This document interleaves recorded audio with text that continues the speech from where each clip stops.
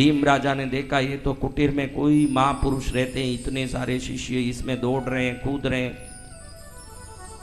भीम राजा जाके अंदर देखा तो अंदर विशाल तेजस्वी स्वरूप लेके साधक पुरुष महापुरुष एक मृग चर्म पर बैठे हैं। उनके चरण में नमस्कार करके राजा विस्मित होकर उनको देख रहा है कि ऐसे दिव्य कांति वाली काया वाले ये महापुरुष कौन है।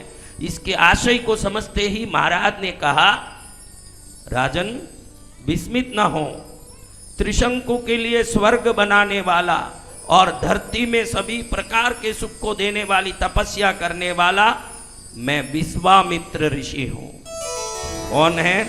विश्वामित्र ऋषि। हाँ, गणेश पुराण में है ये कथा, भगवान गणेश की महिमा को बताने वाली ये कथा गणेश पुराण में। विश्वामित्र ऋषि भीम राजा को कहते हैं, आओ राजन, आप दोनों मलिन हो, मैं मेरे त्रिकालदर्शी शक्ति से देख सकता हूं कि तुम अपना राज्य त्याग करके यहाँ आए हो। थोड़ा सा यहाँ विश्राम करके भोजन करके अपने नए वस्त्र परिधान बदल के विश्राम करो, आगे यहीं रहो, यहाँ आपका ही घर, ये आनंद से रह के साधना करो, तपस्या करो, आराधना करो। जिस पूर्व कर्म से दुखी हो अब भक्ति करके उस कर्मों का तोड़ करके नए जीवन को अगले जन्म में प्राप्त करो, यहीं रहो। कौन कह रहे हैं? विश्वामित्र ऋषि। सुन के भीम राजा के आंख में पानी आ गया। कहाँ मैं राजा, सोने के महल में रहने वाला, सोने के पलंग में सोने वाला, आज ऋषि मुनि के चरण में लौटना पड़ रहा है।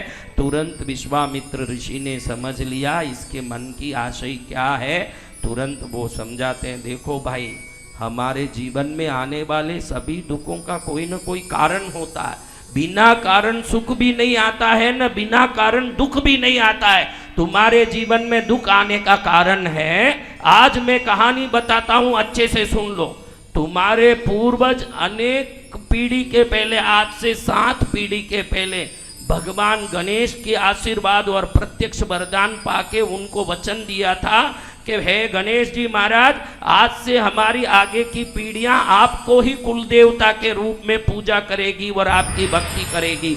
और पिछली पीढ़ी तक वो पूजा चल रही थी, इस पीढ़ी में तूने गणेश जी की पूजा छोड़ दी, उनकी भक्ति छोड़ दी। गणेश जी की पूजा भक्ति छोड़ने के प्रभाव से, उनके कोप के कारण आज तुम पुत्रहीन बना हुआ है। ये कारण मैं बता देता हूं।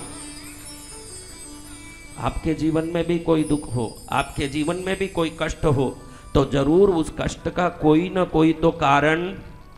कल मैंने बताया, देखा आपने कि एक आदमी बोल रहा हमारे फैक्ट्री के पास में मसान है। क्या बोला?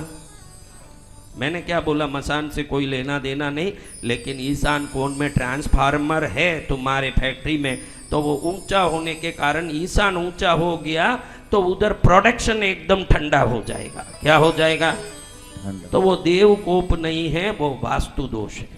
हमको मालूम नहीं पड़ता है कि कौन सा दोष किस प्रकार से हमको परेशान करता है। अगर समझ पड़ जाए तो हमारा कल्याण निश्चित ना हो जाए।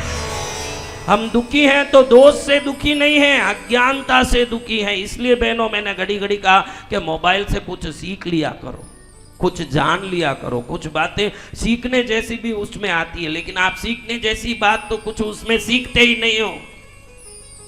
हाँ, कौन कौन सीखने जैसी बात सीखते हैं?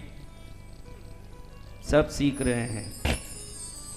मैं मानूं ना, मैं मानूं तब ना।